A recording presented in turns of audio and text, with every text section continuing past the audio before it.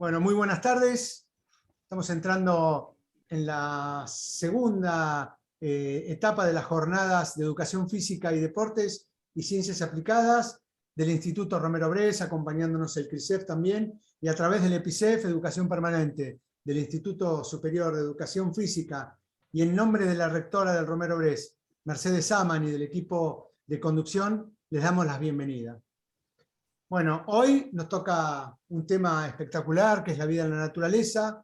Después podemos discutir si es la vida en la naturaleza, la vida con actividades motrices en la naturaleza, pero hoy creo que todos lo que nos compete es un poco, bueno, ¿cómo es el trabajo nuestro en el Romero Bres con respecto a la vida en la naturaleza?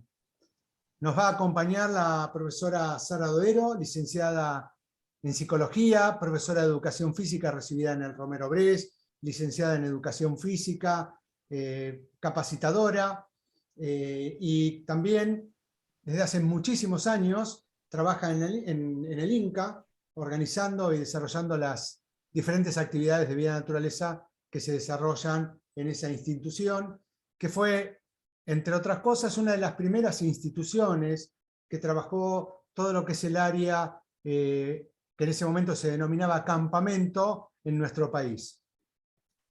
Fernando Friedman, otro apasionado de la vida en la naturaleza, así como Alejandro, Amado, como Juan, como Marcelo, enfermito también.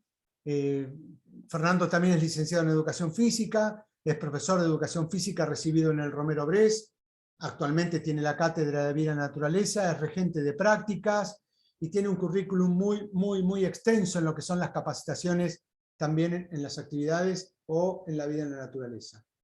Bien, Mariano Medici, profesor de Educación Física, también licenciado en Educación Física, en el Romero Bres me recibí, cursé, y es la casa a la cual le debo toda mi formación.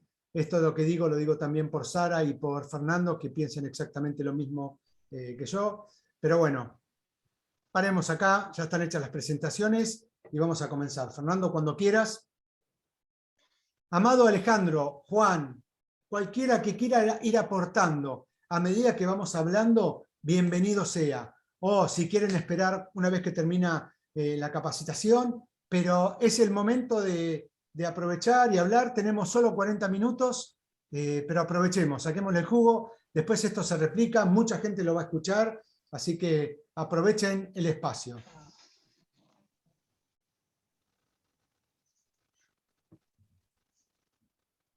Muy bien. Lo que vamos a hablar o lo que vamos a transmitir hoy es, dentro de lo que es la educación física y las prácticas docentes vinculadas a las actividades en la naturaleza, y específicamente vamos a hablar sobre la vida en la naturaleza y su didáctica, y cómo es lo que nosotros miramos desde adentro nuestra cátedra. De qué manera nosotros tratamos de guiar y de transmitir a los futuros educadores y a utilizar esta herramienta que es la naturaleza en el Instituto Romero Bres. Bien. Para nosotros el éxito de todo educador, y en especial nosotros que somos los que utilizamos la naturaleza como un medio para cumplir nuestros objetivos, va a depender de nuestras propias capacidades y de la preparación que vamos a implementar para poder desarrollar estrategias y transmitirle a los futuros educadores que estas estrategias de enseñanza sean ambiciosas y responsables. Y así nosotros poder cumplir con esta guiada de este proceso didáctico en estos estudiantes, según los intereses, las necesidades y expectativas de ellos.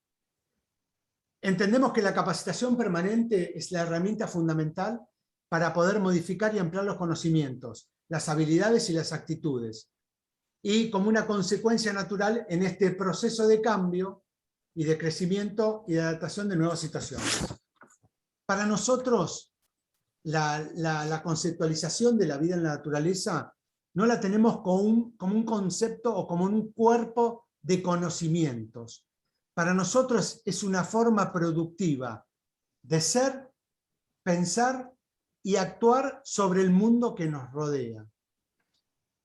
Es muy común y escuchar a todos los profesionales que utilizan esta herramienta, la naturaleza, como medio para guiar a sus estudiantes, que decimos o que dicen es una forma de vida. Para nosotros es lo mismo, pero vamos de nuevo.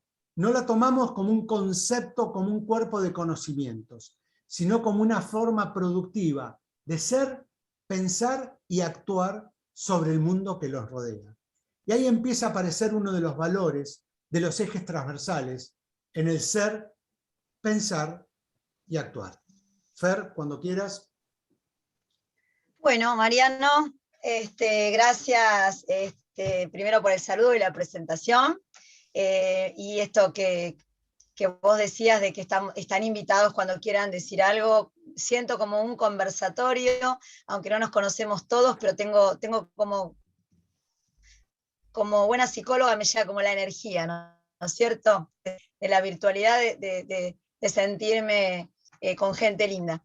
Así que, bueno, esto de que vos nos estabas contando, Mariano, de que queremos tratar estamos como en un momento de nuestra historia del instituto en que los profes que estamos a cargo de la materia vida, naturaleza y su didáctica, tenemos como una sintonía, ¿no? En esto de ser, pensar y actuar como como una forma de vida, y cómo hacemos para transmitirle esto a los futuros profesores, a los estudiantes, y además nosotros mismos, ¿no es cierto? Y acá aparece un gran desafío, como todos docentes, que es pensar el cómo, ¿no? Es la estrategia, cómo vamos a hacer como propuesta de conocer, de dominar y aplicar todo el campo y todas las posibilidades que brinda en el medio natural. Fíjense este diseño divino que claramente que yo no lo hice, pero que me encantó. Así que bueno, gracias acá a los colegas que manejan los dibujos, pero me parece muy fantástico cómo quedó. Miren la palabra observación, ¿no? Tiene una estrella ahí divina. ¿Por qué estará en el medio, no? ¿Y qué será? ¿Qué será esto de la observación? Si nosotros nos ponemos a pensar, hablando de las estrategias para la didáctica de la vida naturaleza, tenemos que, cuando escuchamos la palabra observación, ahí se nos abrochan como tres palabras, términos que nuestro lenguaje tiene para hablar de actividades que hacemos con nuestra vista, ¿no? Por eso decimos observación, ya pensamos en la mirada. Pero pensemos un poquito, ¿no? Que ver es una capacidad que todos los que podemos tenerla, la tenemos mediante el uso de la vista, tiene que ver con lo perceptivo, es eso que nos permite a través de la luz identificar los objetos, reflejar imágenes. Eso sería una cosa. No sería exactamente la observación eso. También hablamos nosotros de mirar, ¿no? La mirada del otro, la mirada en todo momento de la vida, ¿no? No solo en esta situación de pensar en cómo enseñamos la vida naturaleza. La mirada sostiene en muchas oportunidades a la otra persona y a nosotros mismos con la mirada interior. ¿Qué es mirar entonces? Ahí mirar es dirigir la vista, pero con una focalización hacia algo particular. Podemos decir hacia un objeto, enfocar algo, apuntar, ¿no es cierto? Buscar, fijar la vista, contemplar algo. Pero todavía no estamos observando. ¿Cuándo decimos que estamos observando entonces?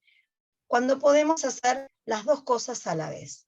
O sea, cuando observamos, hablamos de elevar la mirada y llevar la conciencia, ahí llenarla de conciencia. Entonces, utilizaríamos esto de ver y mirar a la vez en la observación.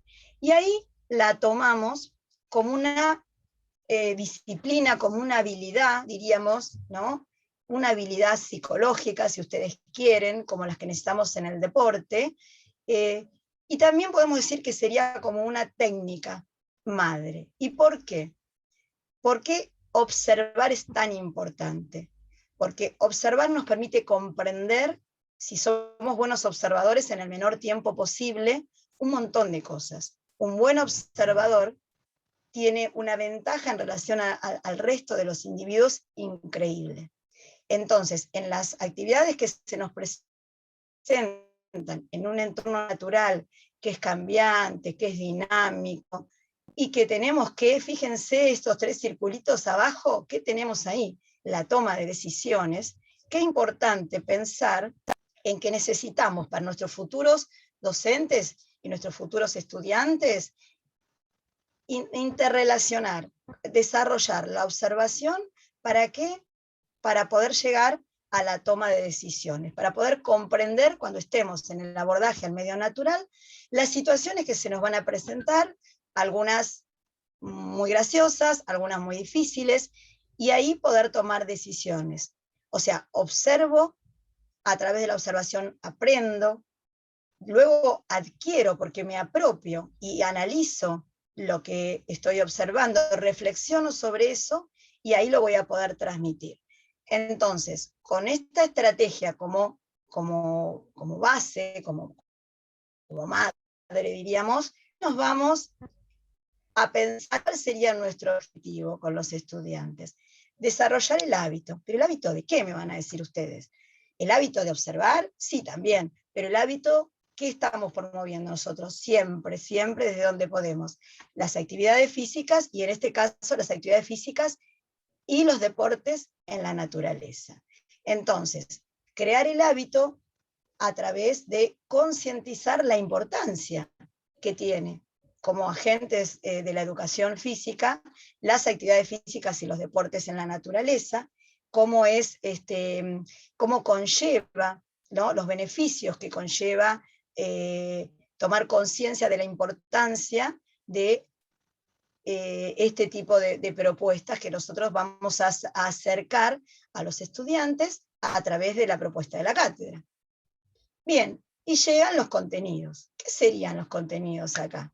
¿No? Un tema trillado, que si es contenido, que si no es contenido, lo agrupamos de acuerdo a mil, tal vez no hay una sola respuesta, pero nosotros, en las cátedras de vida en la naturaleza, cuando hablamos de los contenidos, tratamos de empezar a tener en la mente estos ejes como transversales a todas las propuestas, ¿no es cierto?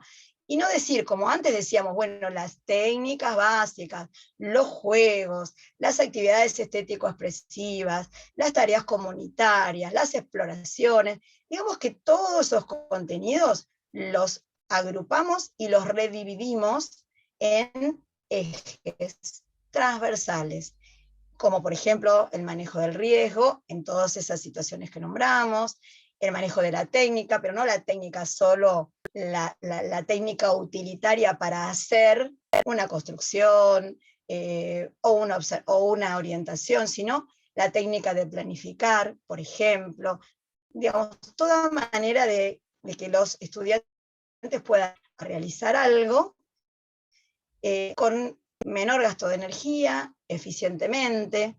Y entonces, ¿qué buscamos nosotros en realidad? ¿Qué estamos buscando? ¿Por qué está la palabra agilidad acá? ¿Porque les vamos a hacer educación física? Bueno, también. ¿Porque lo vamos a hacer andar por los bosques? También. ¿Porque lo vamos a hacer subirse a las cuerdas? También. Pero en realidad estamos hablando de una agilidad en seres ágiles de pensamiento y seres ágiles motrizmente. Las dos cosas están acá. Porque esa agilidad va a ser necesaria para tomar decisiones. Si una persona, un estudiante, un futuro profesor, tiene esta agilidad de pensamiento y es capaz de tener esta agilidad corporal y además puede manejar las emociones, ojo, emociones, a la hora de tomar las decisiones, bueno, seguramente va a ser mucho más eficiente en esa intervención.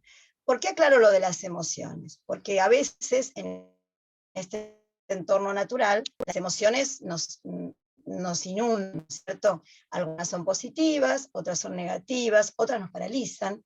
¿Y qué pasa cuando tenemos que tomar decisiones? Tenemos que tener un porcentaje mayor de racionalización, de reflexión. Tenemos que dejar a un costadito las emociones, porque si no nos podemos equivocar. Entonces, para poder entrenarnos en esta toma de decisiones, la vamos a entrenar aprendiendo esos contenidos de la cátedra. ¿Y cómo vamos a tratar de aprender esos contenidos de la cátedra?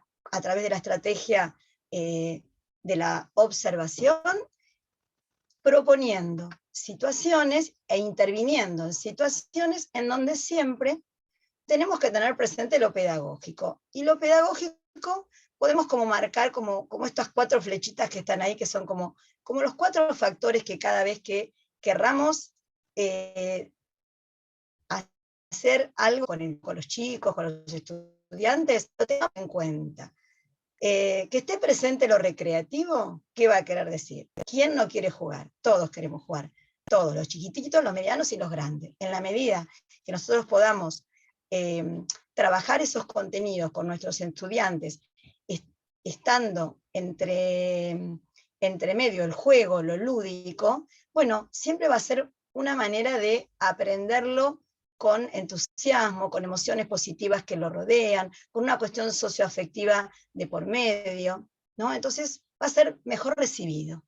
Lo educativo tiene que estar presente, no es que solo nos divertimos y lo pasamos bien y nos pareció muy, muy lindo lo que jugamos, sino que además tiene que ser facilitador de aprendizaje lo que estemos presentando, sean habilidades, ¿no? Sean los valores que estaremos transmitiendo, que estaremos tratando de que se apropien los estudiantes, los hábitos del trabajo en el grupo, hay que dejar experiencia para decir que va a ser educativa. ¿Tiene que estar presente el rendimiento? Sí, también, porque el rendimiento va a potenciar las capacidades de los que estén con nosotros. O sea, ¿qué quiere decir esto? Que enseñemos algo, que propongamos situaciones que sirvan, porque si le enseñamos a hacer cosas que después el chico la va a usar, o el futuro estudiante, cuando lo va a usar, no sirven, se va a frustrar. ¿Y qué va a pasar? La autoconfianza en sí mismo va a bajar. Entonces, generar situaciones en las cuales aparezca lo lúdico, que me dejen una enseñanza, pero que sirva. Que si a mí me pasa algo, no solo cuando estoy en el profesorado, o en mi experiencia en la naturaleza en la escuela, o en mi vida, yo sepa usarlo. Yo me fui con mis amigos y hice, profe, lo que usted nos enseñó en vida en la naturaleza. A veces nos llaman y nos dicen eso. Yo era el único que sabía hacer. Y éramos como 5 y nadie, ¿no? Es maravilloso a veces cuando los chicos vienen, los chicos grandes, ¿no? Los adultos, que son los futuros profes, vienen con esta cuestión tan maravillosa de decir, uy, esto sirve. Y también la creatividad estar presente, o sea, que esto se pueda apropiar de ese contenido y generar a partir de lo que se armó con los saberes previos, los saberes nuevos, otros más nuevos, que pueda darle originalidad a lo que se está trabajando. O sea, no hay personas sin creatividad, ¿no es cierto? Es una cualidad que tenemos que apuntar, no es repetir, es con esto y con esto y con esto, lo ponemos en la licuadora y entrenamos esta capacidad desde los más chiquitos hasta los del profesorado y hasta los más mayores, a que la creatividad esté presente y se pueda seguir encontrando una variante, ¿no? Pero siempre, a partir de la observación, la toma de decisión, intervenimos. Bueno, no sé qué les parece esto. Ahora, esto es una propuesta, vamos a seguirla trabajando, así que, bueno, si les parece, vamos pensando un poquito más en cómo sería esto que decíamos de los ejes, ¿no es cierto? A ver. Ah, yo no lo puedo mover, perdón. Iba a moverla, ahí estamos. Soy Bueno. yo. Bueno, acá mi colega, perdón.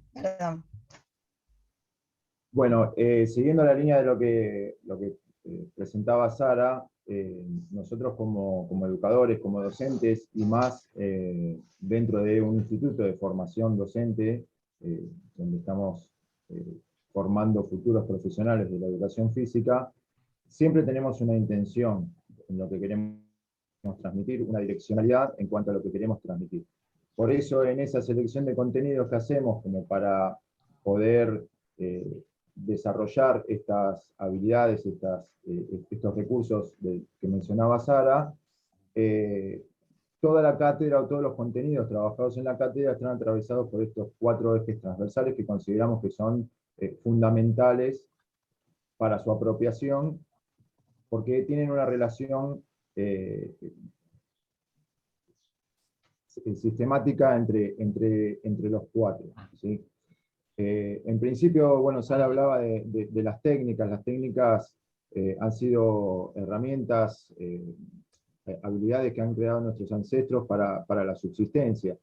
Si bien nosotros, en principio, no planeamos o no pensamos en una situación de subsistencia, de sobrevivencia, sí pensamos en las técnicas como esas habilidades, esos recursos que nos posibiliten afrontar diferentes tipos de situaciones, utilizándolas de modo correcto para poder sobrellevar esa situación de la mejor manera posible, en el menor tiempo posible, y también, como decía Sara, respetando, resguardando el manejo del riesgo y el manejo del impacto.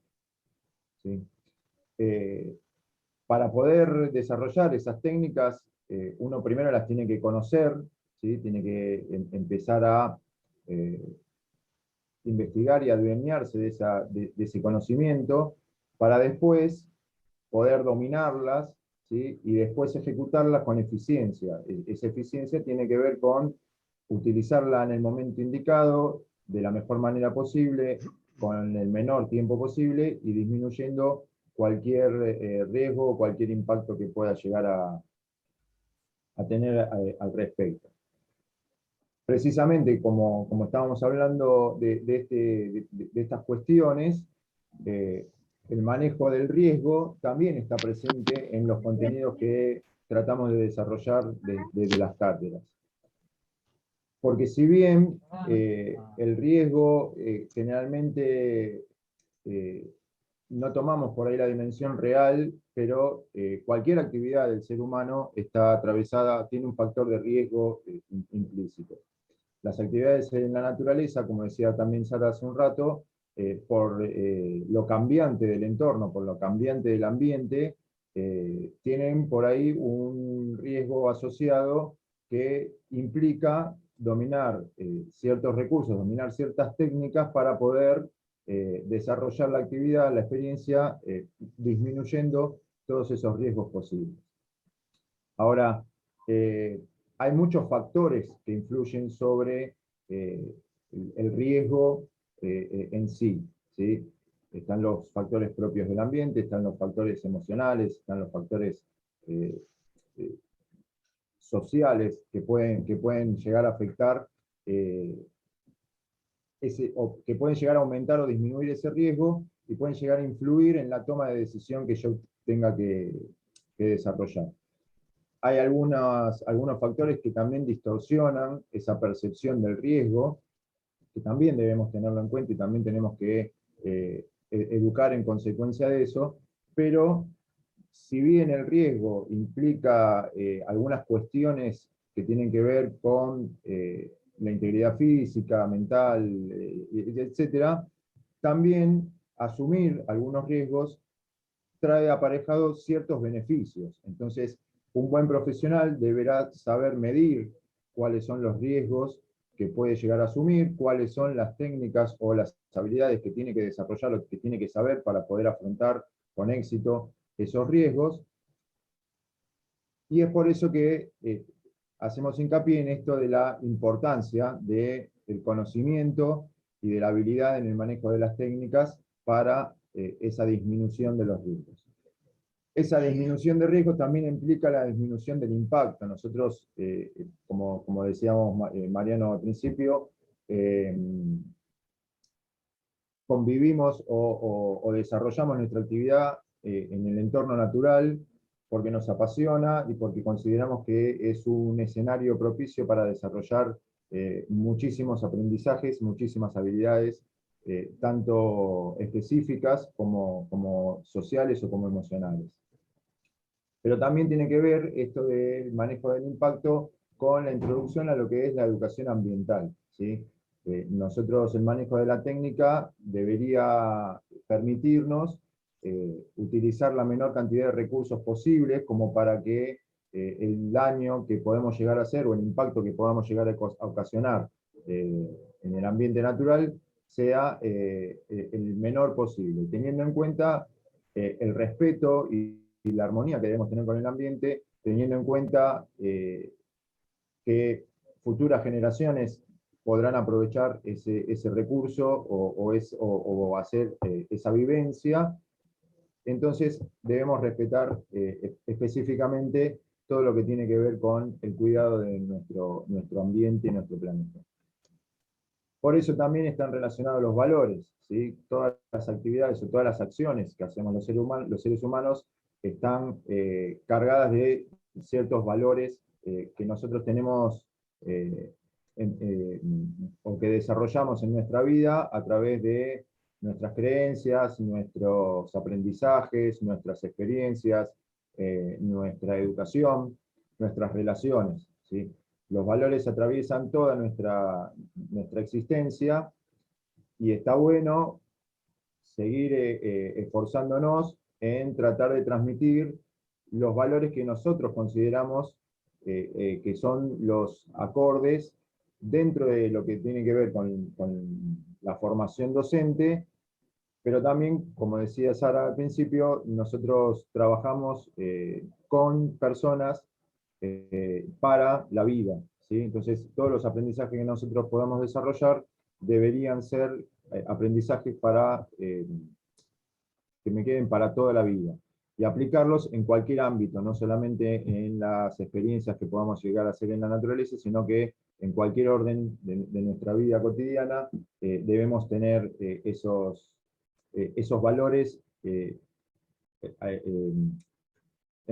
arraigados en nuestro accionar diario, ¿sí? Nosotros tenemos como un ideal en cuanto a valores que se relacionan con la dignidad, que se relacionan con el respeto, que se relacionan con la autonomía, ¿sí? Las acciones, el manejo de la técnica, teniendo en cuenta el impacto y el riesgo, tienen que ver con la autonomía de la persona, y tienen que ver con la igualdad de oportunidades, la igualdad de derechos, la igualdad en cuanto a las posibilidades de hacer e interactuar. La conjunción de esos valores se podría decir que permitirían una igualdad de posibilidades que tiene que ver con la justicia, ¿sí? De que la cosa sea justa para todos, que sea igual para todos. Ahora bien, para que esto pueda desarrollarse, llevarlo a la práctica, llevarlo a la acción, como cualquier proyecto, necesita de una buena organización. Nuestra idea o nuestra intención pedagógica, en principio, debemos organizarla de manera tal que el recorrido pedagógico que podamos ir haciendo sea el que nosotros tenemos la intención de transmitirle a nuestros estudiantes. Esa organización la tengo que plasmar, tengo que armar una planificación consecuente a esa intencionalidad que tengo, a esa direccionalidad, y en donde va a estar todos los contenidos que yo quiera trabajar, atravesados por estos 4 ejes transversales, y en donde yo pueda realizar una experiencia enriquecedora para cada uno de los participantes de esa propuesta. Esa evaluación, esa planificación o ese proyecto va a estar evaluado o debería estar evaluado en todo su recorrido, desde la propuesta hasta la puesta en marcha y hasta la ejecución, como para retroalimentar esa organización y que las actividades que yo proponga, la propuesta que yo haga, sea lo más enriquecedora posible y se vaya mejorando con la experiencia vivida en cada una de ellas. En ese sentido, y le vuelvo a dar el pie a Mariano, nosotros no solamente utilizamos los ejes transversales como fin, ¿sí? Como finalidad en nuestro accionar, sino que también los utilizamos como un medio para la transferencia de estos aprendizajes.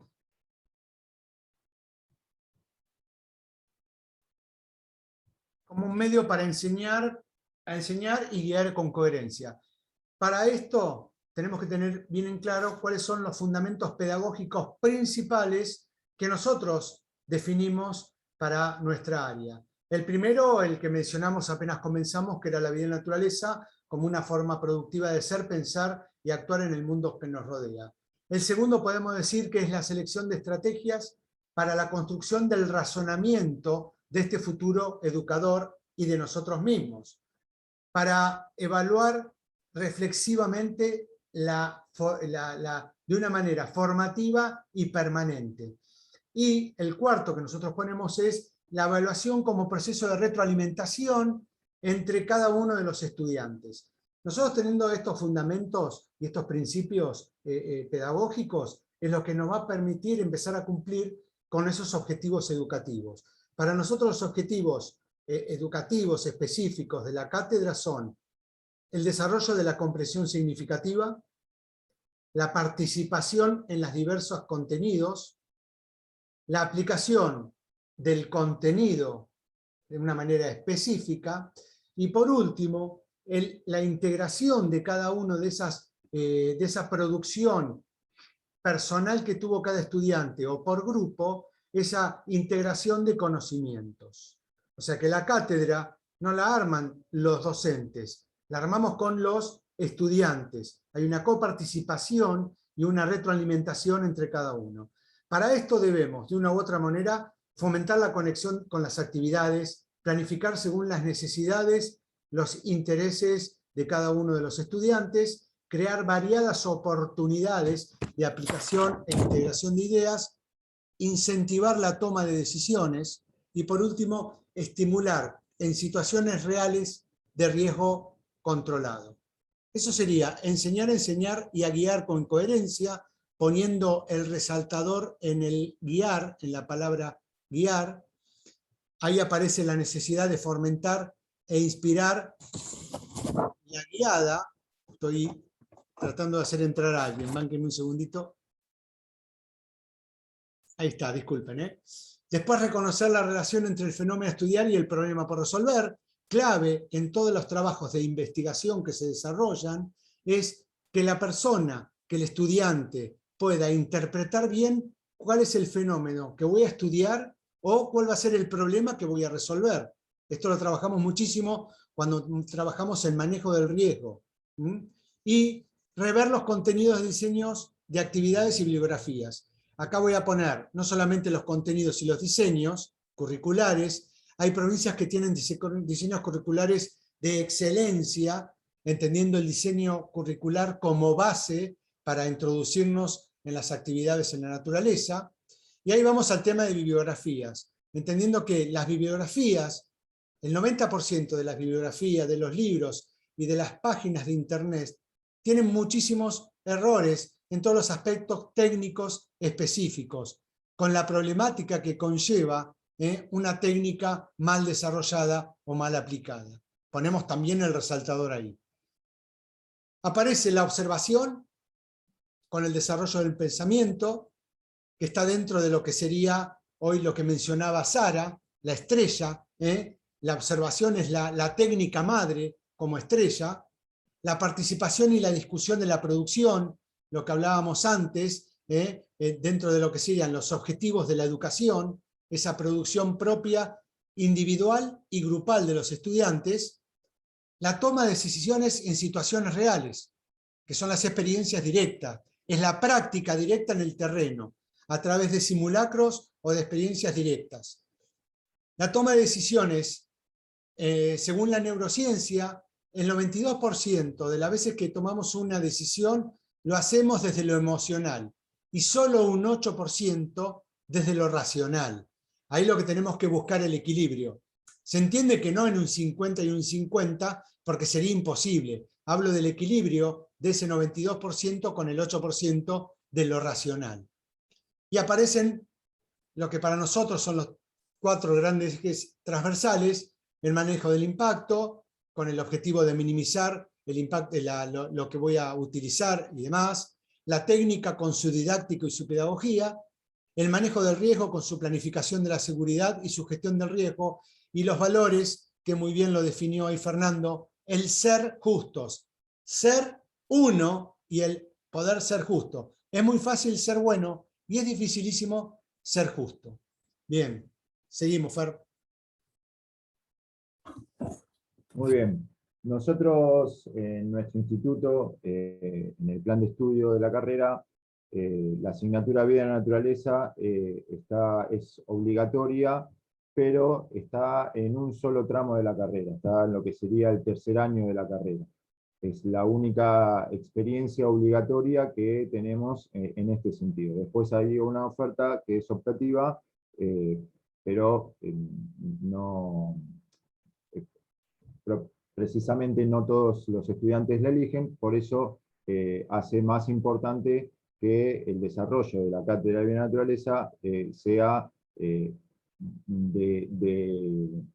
de alto nivel para que el futuro egresado del Romero Bress pueda incorporar todos los conocimientos necesarios para desarrollar esta experiencia. Nosotros queremos por ahí desmitificar las actividades en la naturaleza como un viaje de placer y nada más. Nosotros, cuando hablamos de actividades en la naturaleza, hablamos, por ejemplo, de los campamentos, los deportes, las travesías y algunas actividades más, pero en nuestro caso tomamos esa actividad en el entorno natural como una capacitación intensiva a través de situaciones reales. Hay experiencias que no se pueden transmitir, para poner un término moderno, no se pueden transmitir virtualmente ni en escenarios que no sean propicios para ese desarrollo. Por eso apuntamos a que esas actividades en la naturaleza sean, por un lado, sean de excelencia, ¿sí? Por otro lado, para poder brindar esa excelencia debemos realizarlas en lugares, espacios, ambientes propicios para la transmisión de la mayor cantidad de contenidos posible para que los estudiantes del Romero Bress, insisto, teniendo esta sola experiencia, puedan tener un gran abanico de posibilidades y de desarrollo que después deberían tener la capacidad de adaptarlo a cualquier otra situación, a cualquier otro ambiente, posiblemente con condiciones diferentes, ¿sí? Como todo proyecto, esta propuesta pedagógica está atravesada por diferentes preguntas que tienen que ver con el qué, cómo y por qué, ¿sí? Sería, bueno, esto de qué pretendemos cuando hablamos de estas actividades, de esta capacitación incentiva. Planteamos nuestros propósitos, ¿sí? Que serían estos de incorporar, desarrollar la mayor cantidad de contenidos posible, reflexionar acerca de la utilización de los mismos y específicamente de la práctica docente, como decía Mariano recién, esto de aprender a guiar o saber guiar, ¿sí? Para eso necesito conocer, necesito dominar ciertas técnicas, ciertas habilidades, ciertos manejos, tanto del riesgo como del impacto, para poderlo transmitir de una manera más eficaz y para poder intercambiar aprendizajes y experiencias en todo momento. ¿Cómo se intenta conseguir esto? Bueno, a través de la planificación. La planificación es, en toda la carrera, creo que es la herramienta más eficiente que tenemos los docentes, pero que tenemos que también saber manejar, porque esa planificación tiene que estar lo más ajustada a la realidad de lo que voy a desarrollar. Debería tener las experiencias pedagógicas necesarias para la incorporación de todos estos saberes por parte de los estudiantes. Debería tener este desarrollo de técnicas de forma intensiva, porque tenemos poco tiempo y mucho por aprender y me trabé, perdón, por aprender y por incorporar, no me salía esa palabra, por aprender y por incorporar. Entonces deberíamos manejar una capacitación acorde a las características de los grupos que nosotros vamos a tener. Nosotros estamos hablando de adultos, adolescentes mayores, adultos, que en principio tienen una capacidad física adecuada y que deberían conocer o poder manejar con cierta habilidad y con cierta eficacia cualquier otro tipo de técnicas, ¿sí? ¿Y con qué lo vamos a lograr esto? Bueno, a través de la inversión, a través de el equipo necesario, el equipo adecuado para las actividades que voy a desarrollar y los materiales necesarios y adecuados para las actividades que voy a desarrollar. Dejé para el final la parte de recursos humanos, ¿sí? Nosotros somos defensores y trabajamos y sabemos que estas actividades no las podemos hacer solos.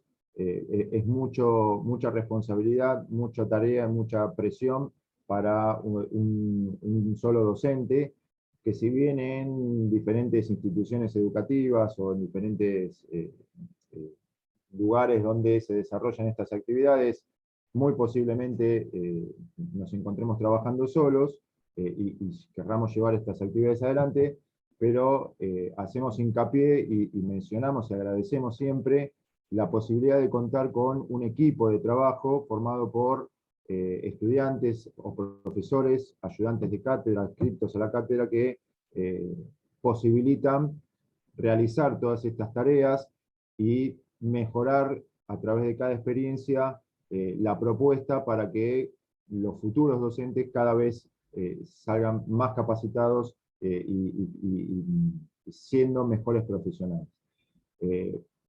Lo mencionamos y lo recomendamos, tratar de ir armando un buen equipo de trabajo, un buen equipo de recurso humano a través de ayudantes, a través de auxiliares, a través del equipo de docentes de las instituciones, que cada uno pueda aportar desde su mirada, desde su especialidad y desde su especificidad, contenidos que puedan desarrollarse a través de las actividades en la naturaleza.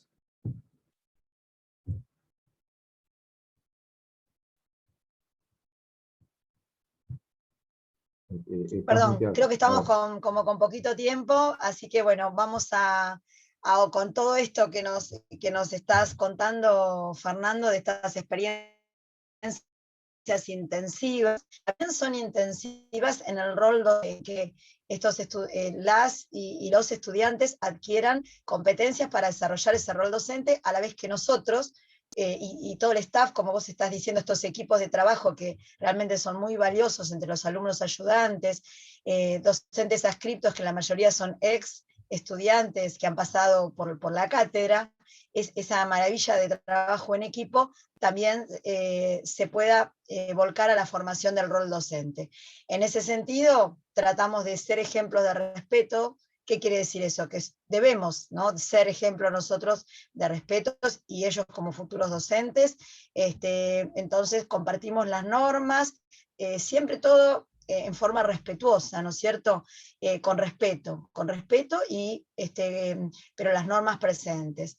Puntualizando las expectativas y los intereses, o sea, explicamos en estas experiencias que está contando Fernando, a los grupos de travesía, como nosotros los organizamos en estas experiencias directas en el entorno natural, diciéndoles claramente qué es lo que se espera de cada grupo de trabajo, de todos los contenidos trabajados a lo largo de la cursada, qué es lo que se espera en esta experiencia que ellos van a afrontar. Tratamos de diseñar esto de dar oportunidades de éxito. Esto es muy importante, por lo que decíamos antes de la autoconfianza, ¿no? Trabajar tratando de proponer situaciones, actividades que no sean ni tan fáciles que no estimulen el resolverlas, ni tan difíciles que lleven a la frustración, sino que permitan, con las herramientas que han adquirido, llegar al éxito. Entonces, así sentirse capaces y sentirse confiados en sí mismos. Fomentar la interacción social es algo que tratamos de que las actividades que se planteen, se fomente la interacción social positiva, el trabajo en equipo, las situaciones a resolver, las situaciones problema, la resolución de conflictos, ¿no? Como decimos siempre, el día 3 de la experiencia, de la convivencia del campamento, es un día explosivo, ¿no? Esto está estudiado no solo por los psicólogos, sino por los sociólogos. Entonces, fomentar esa interacción social, esa tolerancia tan difícil de entrenar, sobre todo en estas generaciones millennials que por ahí nos toca a nosotros, con los que nos toca intervenir. Asignar tareas, que sería esto, establecer responsabilidades y tareas específicas, o sea, los estudiantes y las estudiantes van preparadas para ejercer el liderazgo. Este es nuestro grupo de travesía, intercambiar los roles, a uno le tocará conducir, liderar, al otro le tocará otra función, por ejemplo, en una marcha, otro será el cuentazo, otro el que tenga la brújula, y otro tendrá que liderar el grupo y ayudarlo a resolver situaciones, asignando responsabilidades a todos los integrantes. Bueno, liderar va de la mano con también motivar y acompañar a que ejerzan el liderazgo. El rol docente tiene una función de liderazgo inherente, entonces tratar de entrenar en esta capacidad. Conceder la capacidad de elección y de voz, o sea, que realmente en estas experiencias se sientan protagonistas, se sientan que pueden dar sus opiniones, que pueden expresar con argumentos si piensan algo diferente de lo que dice el docente, la docente, los propios compañeros y compañeras. Y esto va de la mano con potenciar el rol en la evaluación. Al cierre de cada tarea, al cierre de cada propuesta, al cierre de cada experiencia, en los cierres intermedios, en el cierre final, tener voz y voto, ¿no? Decir, bueno, ¿qué pienso yo? ¿Puedo decir que esto no es nada? Sí. ¿Puedo decir que nunca más vuelvo? También. Pero puedo decir que aprendí, que si me toca este rol en un trabajo que consigo como docente, lo puedo afrontar. O sea, tratar de dar esa posibilidad de voz en la evaluación y de pensar otra cosa también y decirlo.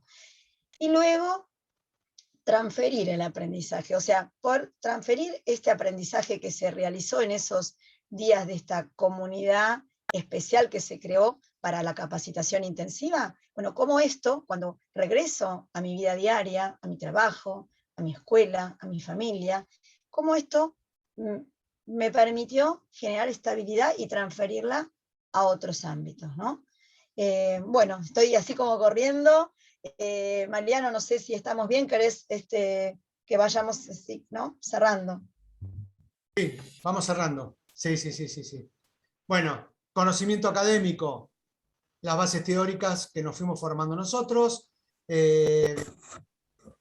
Básicamente las competencias docentes serían las conductas adquiridas a través de diferentes estrategias, y el desarrollo del conocimiento práctico sería la combinación entre la acción y la elaboración de cada uno de los docentes, y el concepto final sería: hay mucha gente que domina la teoría, pero no tiene la práctica. Hay mucha gente que tiene la práctica y no tiene la teoría, y es clave, importantísimo, dominar la teoría, dominar la práctica y aplicarla.